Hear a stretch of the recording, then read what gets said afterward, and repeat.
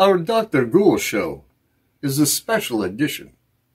We have compiled some of our favorite stories from our shows with Queen Sylvie, Slasher Bow, Can't Be Seen, Scrog, and myself. So enjoy, my fiendish friends, with Queen Sylvie kicking it off with The Magical Mirror.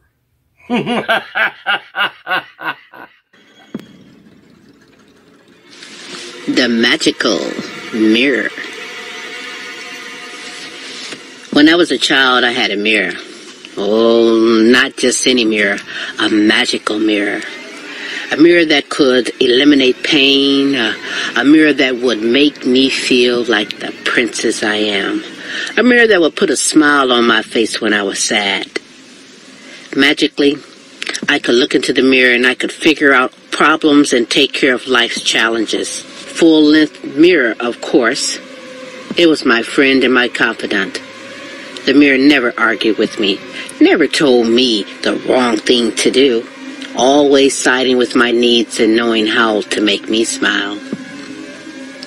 As I grew older, I knew the make-believe was all part of growing up. My mother even put the mirror in the garage because she thought I was taking the make-believe too far. How can anyone take make-believe too far? But I moved on in life. I moved on without the fantasies I could have with the mirror. When I was in high school, I became rather recluse. The teasing in middle school was tolerable. But at age 15, I learned how girls were not nice and how they treated me was brutal. First, it was about my attire. My mom picked out my clothes, and those popular girls picked up the fact that everything was bought so I could grow into them throughout the school year. We were poor, and clothing was not high priority when it came to fashion.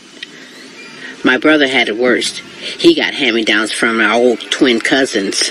Patched knees and shortened hem pants was his clothes to wear, like it or not. Our parents were not lovable, so we gravitated to our grandmothers. She was poor also, but she made us beautiful sweaters and jackets, an occasional skirt for me. She was such a talented woman. She guarded my brother closely because our parents were older when we were born, and my brother was slower than most to learn. That made him a target, and I was the only person to stand up for him. By the time I was 18, I could not stand living at home anymore. My brother had to stay behind at my parents' when I dramatically moved out. I took my boxes stored in the garage attic and bought a small used bedroom set. Grandma had given me my college fund she had saved for me since I was a baby. A few $1,000s to get me started in life, she said. She did not want me to feel bad that I was not going to college. I had been working for a florist shop for a while, and the woman who owned it had a small room I rented over the garage. So as I was moving into my new home and my new life, I decided to move my friend in with me. He had made me happy and allowed me to fantasize about life without judgment. My childhood mirror was a part of my new life. My younger brother, however, was stuck with our aging parents. This was chipping at me, and I knew eventually I would have to rescue him from his living conditions. It did not take long for me to engage into my fantasies. The mirror, it was my comfort. I even fantasized about marriage and kids. Oh, how I wanted kids. They would never, ever have to wear hand-me-downs or oversized clothing. But when I left my parents' home, my father began to take his drinking to the next level, and my brother was the recipient of his rage. He took out his anger of me on my little brother. So I escaped into the mirror. I had no other defense. My face wasn't always sad, even during what should have been happy fantasies. I was preoccupied with my brother's situation. I couldn't even fantasize about little babies and a husband, so the mirror's magic was not captivating as when I was a child. My problem was I felt bad about leaving my brother, so I changed my attitude with the mirror. I turned into a person who wanted nothing more than to eliminate the pain my brother was enduring. The mirror complied. Magically, it shaped my demeanor into rage towards my father. Now, outwardly, I could keep in the presence of being so reclusive and too timid to do anyone harm. One night, my brother ran away from home. Somehow he offended a street urchin and was killed not 3 days after running away from my parents. My father needed to pay, so with all my might I conjured up a fantasy that I could make real my father's death. Call it magic. Call it fate. My father was hit by a train and killed immediately while commuting to work a month after my brother's death. Needless to say, the magical mirror is back to storage. But I may need it again someday.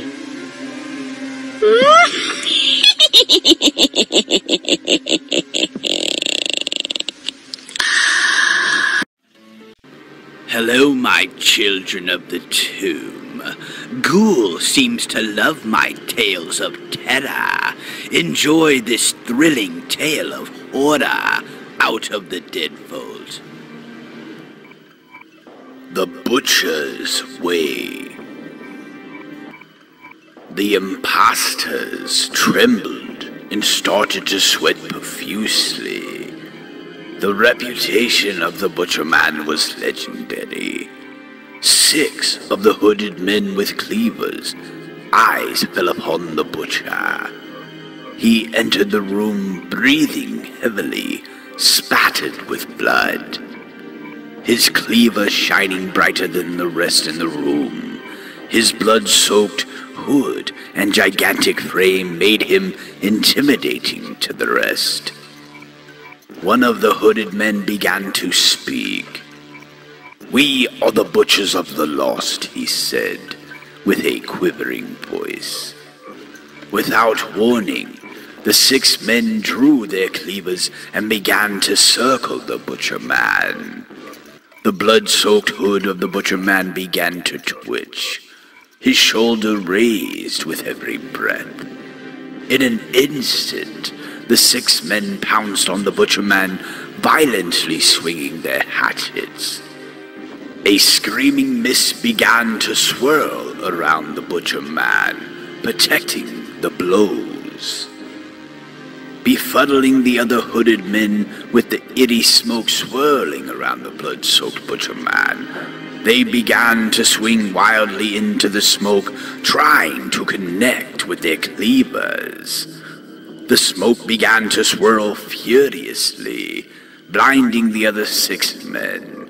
With one swipe and a circular motion from front to back, the smoke dissipated and a calm filled the air. The Butcher Man gathered the 6 decapitated heads and raised his fist in triumph. Often imitated, the ways of the Butcher was learned. No place like home. Shadows shifting back and forth with the sounds of heavy breathing. The cries can be heard muffled under the duct tape. The 3 victims suspended upside down, patiently waiting for their fate. The door crept open. The sounds of footsteps got louder as the Butcher Man entered the room. The faint sounds of screaming are heard, causing the grin to widen on the face of the Butcher Man. Slicing the sharp blade faster than an eye can blink, cutting the duct tape from the first victim's mouth. Releasing the blood-curdling screams of pain and agony, the blade begins to talk to him, guiding his every motion with precision, slicing. Both of the ears from the head are removed, the nose quickly in one movement. Suspended upside down from the ceiling, the victims began to thrash and scream, blood-curdling cries of mercy. The victim cries and tries to negotiate his fate by offering large amounts of money. But the butcher man knows what evil this man holds in his heart, and quickly declines the offer with a fast decapitation with his blade. With the blood gurgling and spewing from the jugular, the agnostic breathing takes hold and the man dies. Placing the first severed head onto the pot of boiling water, the butcher man looks to the other two suspended victims and says, "There's no place like home. Are you ready to go now?" And with that, he pressed record on the video camera and started the chainsaw. Good evening, my friends, and welcome to the Dr. Ghoul special edition episode. I hope you are enjoying yourself thus far. Up next, we have none other than Can't Be Seen tells his tale from Season 4, Episode 1. Enjoy! By now, most of you know that I was burned so badly in a fire that my mom's boyfriend started. My mother and sister were killed. I survived but was left with a mutilated and scarred body. That said, I'm still a man. I am not a stalker or a peeper. I'm a man who enjoys a woman's looks as much as the next guy. Ghoul has helped me not feel bad about my looks, and to tell you the truth, he has helped. I no longer have the urge to end it all. My life has become one of doing for others. Ghoul quietly helps a lot of individuals and nonprofits. They are not aware of his presence most of the time. Sometimes, though, he needs to hire a person who must meet him. One day, he told me a woman was coming in to interview for an accounting position. He never asked, but whenever someone comes to Ghoul's Victorian Castle for an interview, I am invisible. He alone can scare most with his looks until he or she hears him in his slow, ghoulish conversations with them about his needs. Most find him quite charming with a wry sense of humor. So I went to this vast library he calls a library. It's huge, to do some research about bats. But as I looked out the window, I saw one of the most attractive women I have ever seen. She was striking from a distance.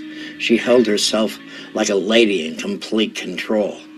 She parked her BMW, and as she was walking towards the front door, she looked up. What a surprise to me. I ducked out of the window, but could see she was still staring in that direction.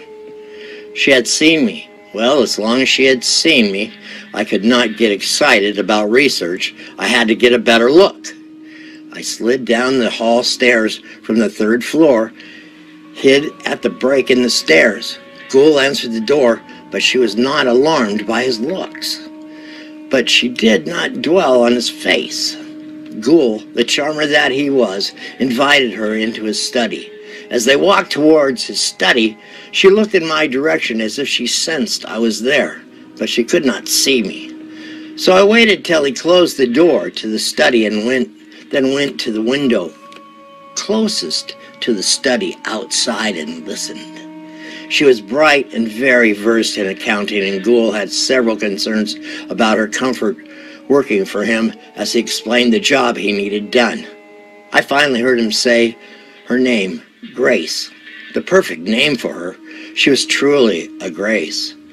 I listened as they finished the interview and stayed behind the window as Ghoul escorted her to her car. I heard him ask where she lived so he could send a car for her to take her to the airport to fly the next day to meet with one of the nonprofits back east. Oh, she replied, the Oasis Penthouses, number 3. As she drove off, I waited till she had cleared the gates and popped out of my hiding place. Per usual, Ghoul was not startled by my appearance, but he asked what the heck I was up to. I told him I had seen her in the driveway and noticed how striking she was, and that Ghoul had a penchant for beautiful women. He replied and said with a grin, "And now Can't Be Seen has fallen in love again." I got a little testy with Ghoul, but he overlooked that. He went back into the house, and I told him I was going to get some air. Her looks had penetrated my mind, and I knew I had to protect her. She was too naive and kind of a person for people to use her. Oh, I went to the oasis. Off I went. I knew a fast way through the sewers to get to the oasis, and back before dinner. I became anxious about my intent as I traveled through the dimly lit tunnels. I needed to pick my guard up. Ghoul was right. I was smitten. Sue is such an attractive woman. But as she interviewed with Ghoul, I found out she was single and in her late 20s. As I moved through the tunnels, I knew maintenance was not anywhere and used construction carts to move faster in the tunnels. When I got to her section of the city, I popped out and looked for street signs. Appropriately, her street was named Oasis Boulevard. I walked around to the back of the penthouses to the parking lot. To my surprise, her BMW was there. She had beaten me to the oasis. I went back to Ghoul's, wondering why I had been so foolish. For the next 3 months, I would make sure she was safe and not be bothered. Twice men had made advances, and she shunned them and got irritated by her nose, as they do often. I made sure they would not see her again. At night, when people were secure in their homes, I would scare the hell out of them if they were men who kept annoying her. She does not come to Ghoul's very often, but I am aware when she is in town, and I watch and protect her. One morning, Ghoul caught me coming in after a very long night of watching Grace. He asked where I had been. Tired, I said, protecting Grace. He knew it was useless to convene. He knew she was safe from anything I would ever do to her. But if someone ever tried to harm her, his friend Can't Be Seen would take care of it without his help. I will tell you someday how Grace and I became friends. But now... Indeed, awesome tale, my ghoulies. Once again, the Best of Dr. Ghoul show is now live. Indeed, so... this next little short story is by none other than Scrog. This is A Simple Task from Season 4, Episode 3. Enjoy! Christoph was quiet as he slipped into bed.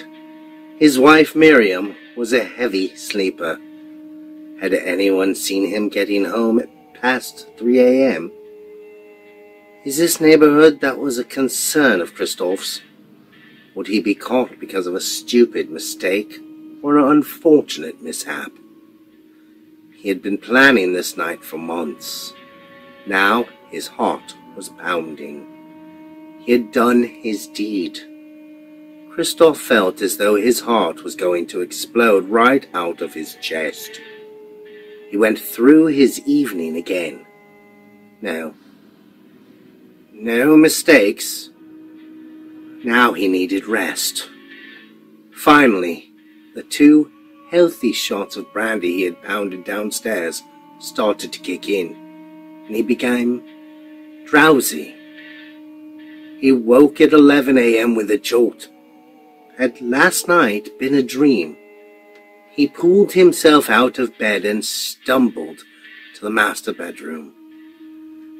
Finding a sweet note from Miriam, he thought to himself, what a great woman. She had no idea what Christoph had been up to while she slept. She wished him a good day and she would see him tonight, and to remember they were having dinner at the Beckett's. He had not heard her leave for her daily 1-hour commute to the museum where she worked. She left like clockwork at every morning at 6:45 a.m. she was a curator for the prestigious museum. She would be home around 6 p.m. that evening, leaving Christoph to his paranoid thoughts all day. He needed to call his business partner Bill and tell him something had come up, and he would not be at work for a couple of days. He needed to check the car for any evidence from the previous night. Throw away what he wore last night. My God, he needed a shower, but most of all a drink. He was beside himself. How could he have been so stupid? Christoph showered after 2 healthy drinks. While he was not toweling off, he heard the front doorbell. Christoph was not expecting anyone, so he thought whoever they were might just go away. But whoever was at the door was very persistent. He checked the eye slot. 2 police officers were standing side by side. Christoph let the drinks take over and opened the door. Both officers apologized for the inconvenience and introduced themselves. Christoph asked, "What may I do for you, gentlemen?" He was relieved to hear they wanted to know about the people next door, particularly the wife. He told them he had very little to do with his neighbors. He asked what was the problem. They were questioning the neighbors to see if anyone had seen or heard anything odd or unusual from his neighbors lately. He replied honestly, "No," and the 2 officers left after giving their cards to Christoph. Christoph needed another drink, but he dared not with his mother coming by soon. His chest hurt, his head pounded, his mind was spinning, so he turned on the local news at noon. He found out more details about the disappearance of the neighbor. The husband was in custody. No other stories were any relevance to his activities the night before. Now Miriam was calling. Just let her leave a message, he thought. He cleaned and vacuumed every inch of his car. But why? Nothing had taken place in his car. Christoph decided to go in the house and wait for his mother's visit. But Mother isn't coming, he realized. He had killed her the night before. Oh, ghoulish. And now, here are 2 sponsors who have ghoulish hearts for our show.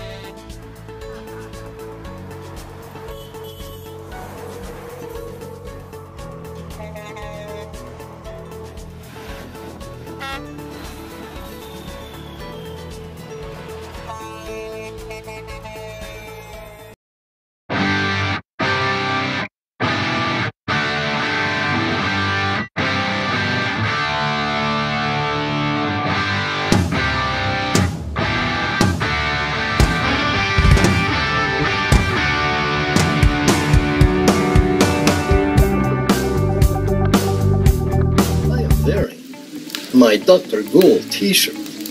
If you would like to buy one, call 650-678-1020 and I will personally respond to your needs.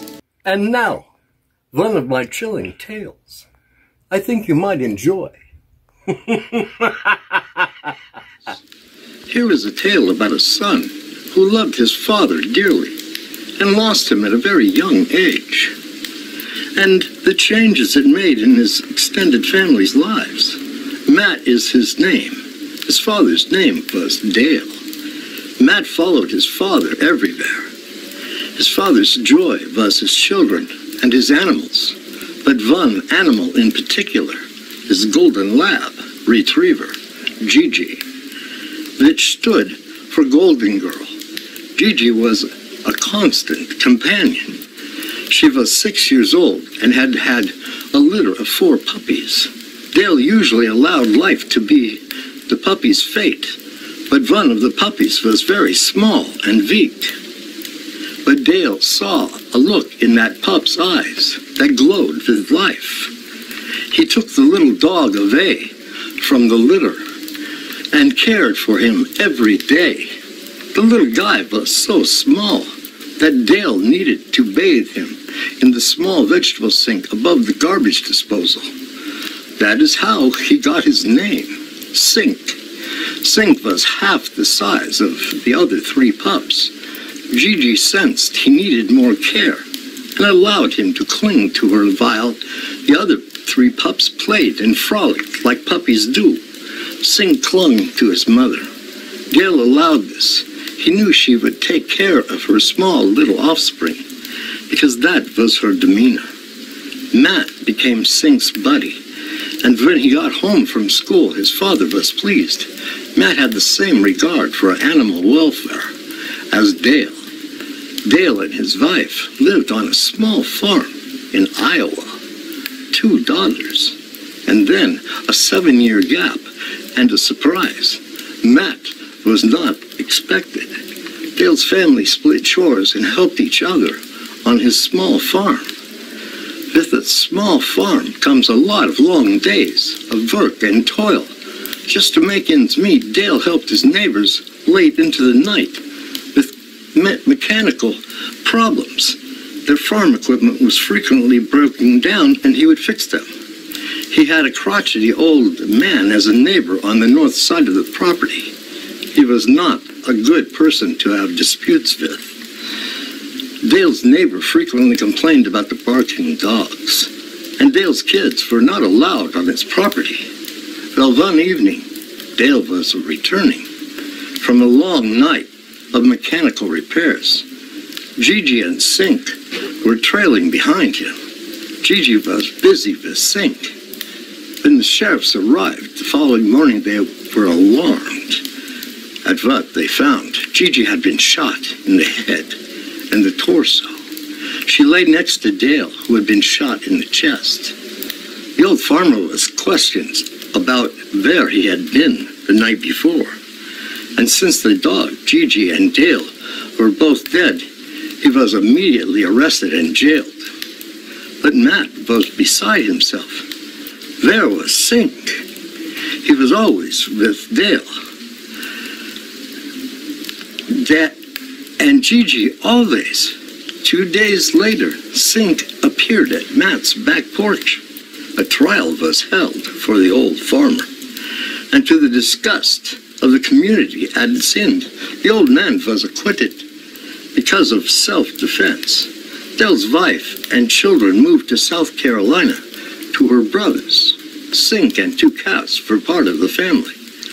Matt's uncle took them all in. Matt's uncle was a good man, never married. He took to Matt right away.